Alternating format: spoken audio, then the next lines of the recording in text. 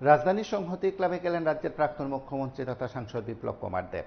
এই পুজো আয়োজনে অনেকে অংশগ্রহণ করেছেন।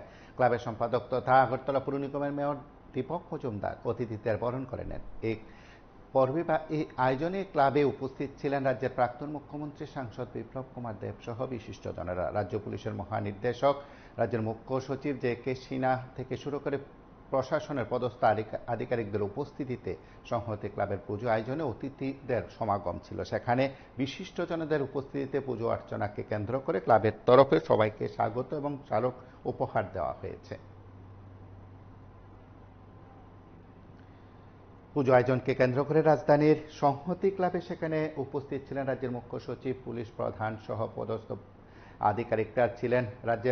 রাজ্য সরকারের প্রধান সচিব কিরণ গিত্তে সহ অন্যান্যরা সকলের উপস্থিতিতে সেখানে পুজো অর্চনাকে কেন্দ্র করে এক ভিন্ন মাত্রা সেখানে যোগ হয়েছে। রাজ্য প্রশাসনের পদস্থ আধিকারিকরা উপস্থিত ছিলেন জেলা শাসক, এসপি সহ অন্যান্যরা সকলের উপস্থিতিতে এখানে তাদেরকে বরণ করা হয়। অতিথিদেরকে সেখানে স্মারক উপহার দেওয়া হয়েছে সংহতি ক্লাবের তরফে। সংহতি ক্লাবের সম্পাদক তথা আগরতলা পুর নিগমের মেয়র দীপক মজুমদার তাদের সবাইকে বরণ করে নেন এবং তাদেরকে শুভেচ্ছা জানান। তাদের সঙ্গে শুভেচ্ছা বিনিময় হয় শারদীয় দুর্গোৎসবকে কেন্দ্র করে। আপনারা প্রত্যেকে জানেন যে রাজধানীর এই ক্লাবটি, সংহতি ক্লাবটি নানা আয়োজন করে থাকে।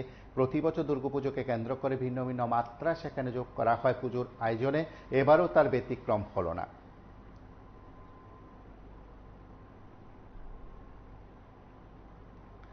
রাজধানীর সংহতি ক্লাবে এবারে দুর্গাপুজোকে কেন্দ্র করে সেখানে বলা যেতে পারে রাজ্য প্রশাসনের বিভিন্ন স্তরের আধিকারিকরা উপস্থিত ছিলেন। তাদের সকলের উপস্থিতিতে দুর্গাপুজোর আয়োজনের বার্তা সেখানে পৌঁছে দেওয়া হয়েছে।